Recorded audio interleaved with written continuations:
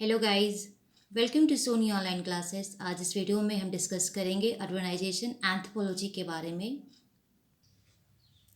Urbanisation anthropology जिसे हम नगरीय मानवशास्त्र भी कहते हैं। नगरीय मानवशास्त्र की वह शाखा है जिसके अंतर्गत नगर की उत्पत्ति, विकास, भूमिका, जटिल सांस्कृतिक और समस्याओं का हम इसमें स्टडी करते हैं। मीन्स कि जो भी नगर है, जो अर्बन है, उसकी उत्पत्ति कब हुई, कैसे हुई, विकास कैसे हुआ एंड उसकी भूमिका क्या है, तो ये सारी चीज़ों का स्टडी हम अर्बनाइजेशन एंथ्रोपोलॉजी में करते हैं। इसके अंतर्गत नगर की विशेषता, नगरीकरण की प्रक्रिया, प्रभाव का अध्ययन भी महत्वपूर्ण स्थान रखता है इस सब्जेक्ट के अंदर। नगरीय मानवशास्त्र की जो नींव है प्रागैतिहासिक मानवशास्त्र द्वारा दी गई थी। प्रागैतिहासिक मानवशास्त्रों ने प्रागैतिहासिक स्थलों की खुदाई के आधार पर नगरीय सभ्यता को खोज निकाला। प्रागैतिहासिक प्रमाणों से यह पता चलता है कि कांस्य युगीन मानवों द्वारा नगरीय सभ्यता की स्थापना की गई थी। प्रागैतिहासिक नगरों का निर्माण योजनाबद्ध ढंग से किया गया था, जिसमें श्रमिकों, व्यापारियों, प्रशासकों और पुरोहितों वर्गों के लिए अलग अलग निवास स्थान बनाए गए थे। उन निवास स्थानों में निर्मित भवन योजनाबद्ध ढंग से निर्मित किया गया था। कई स्थानों पर मार्केट बनाया गया था, कहीं पे यातायात की व्यवस्था की गई थी, कहीं पे जल मार्ग के द्वारा यातायात की व्यवस्था की गई थी, कहीं पर स्थल मार्ग बनाए गए थे। और जैसे कि बैलगाड़ी हो गया, घोड़ा गाड़ी, गधा, खच्चर, ये सारे एग्जाम्पल्स है जो यातायात के लिए ये सब की व्यवस्था की गई थी। आसपास के नगरों से व्यापार होता था, इसलिए ये लोग ये सब यूज़ करते थे एक नगर से दूसरे नगर जाने के लिए। नगरीय मानवशास्त्र के विकास में अमेरिकन एंथ्रोपोलॉजिस्ट जो कि रॉबर्ट रेडफील्ड है, इनका काफ़ी कॉन्ट्रीब्यूशन रहा है अर्बनाइजेशन के ऊपर। उन्होंने लोग नगरीय समाज का स्टडी किया, उनके बीच प्रयास किया। उनके अनुसार लोक समाज और नगरीय समाज आदर्श प्रकार के समाज होते हैं।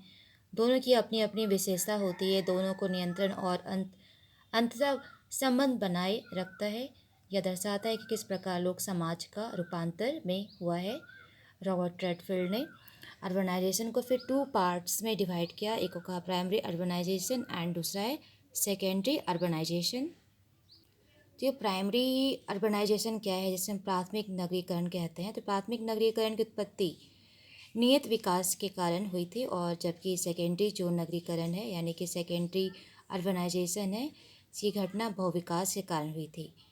प्राइमरी अर्बनाइजेशन के फलस्वरूप अनेक प्राचीन नगर और प्राचीन तट पर धार्मिक प्रशासनिक केंद्रों के रूप में अस्तित्व में आए। एंड सेकेंडरी जो अर्बनाइजेशन है यानी द्वितीयक जो नगरीकरण है, इसके परिणाम स्वरूप नई जीवन शैली का विकास होता है या नई नगरीय जीवन पद्धति ट्रेडिशनल के रूप में काम करती है, यानी परंपरागत नगरीय जीवन पद्धति से बिल्कुल भिन्न होती है। ये कारण है कि सेकेंडरी जो अर्बनाइजेशन में नवीन जीवन की शुरुआत होती है। महानगरीय लोग, बौद्धिक वर्ग और कुछ सीमांत लोग यहाँ अस्तित्व में आते हैं। ये सारे एग्जाम्पल्स हो गए सेकेंडरी अर्बनाइजेशन के।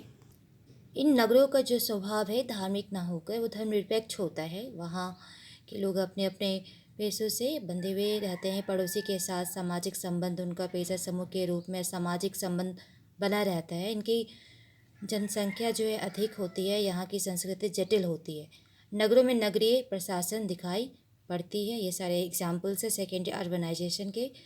तो अर्बनाइजेशन का क्या क्या रीजन्स है, तो बहुत सारे रीजन्स है, जैसे कृषि क्रांति, उपयुक्त जलवायु, आवागमन के साधन में विकास, व्यापार प्रवृत्ति में वृद्धि, औद्योगिकरण और तकनीकी विकास, ये सारे एग्जाम्पल्स है।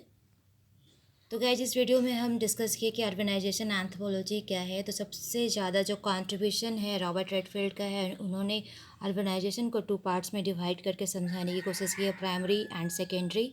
फिर मिलते हैं न्यू वीडियो में न्यू टॉपिक के साथ। जय हिंद।